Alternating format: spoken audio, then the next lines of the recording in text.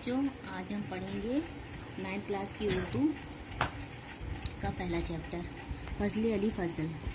फजले का वतन दिल्ली था। ये फजले अली फजल के बारे में, उनकी ज़िंदगी के बारे में बताया गया है। फजली का वतन दिल्ली था, लेकिन उनके बारे में हमें बहुत कम मालूम है।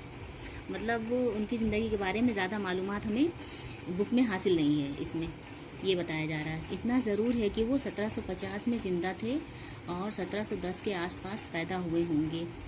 ईरान के एक मशहूर आलिम मुल्ला हुसैन वास का शफी की एक किताब रोज़ो शहदा को उन्होंने उर्दू में लिखा।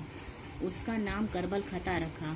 उसको दरवाज़ा मजलिस भी कहते हैं, क्योंकि उसके 12 हिस्से हैं जो मुहर्रम के महीने में 12 दिन पढ़े जाते हैं। उस किताब में 12 हिस्से हैं जो मुहर्रम के महीने में 12 दिन पढ़े जाते हैं। जो मुहर्रम रहता है उसमें 12 दिन पढ़े जाते हैं। करबल खता उर्दू नस्र का अच्छा नमूना तो है ही, लेकिन उसकी सबसे बड़ी अहमियत यह है कि अब तक की तहकीक के मुताबिक ये शुमाली हिंद में उर्दू की पहली नस्री किताब है।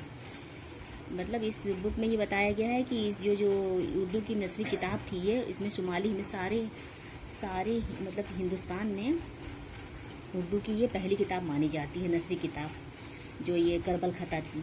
दक्कन में कोई 200 बरस पहले उर्दू नस्र मौजूद थी।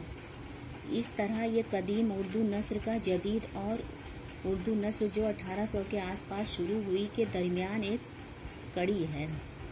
फजली की ज़बान दक्कनी से बहुत मिलती जुलती है, लेकिन उसका मजमूई मिजाज कदीम के बजाय जदीद है।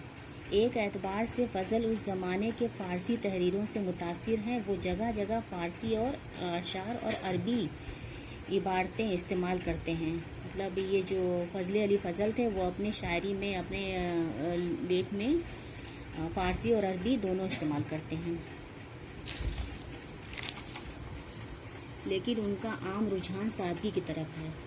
वो चाहते थे कि मतलब हल्के फुल्के अंदाज में अपनी शायरी बयान कर सकें। वो काफ़िया इस्तेमाल तो करते हैं, लेकिन उसकी कसरत नहीं करते। इबारत को ख़ास तौर पर रंगीन या पेचीदा नहीं बनाते। उनका आम असलूब एक पढ़े लिखे शख्स की आलिमाना गुफ्तगू का असलूब है।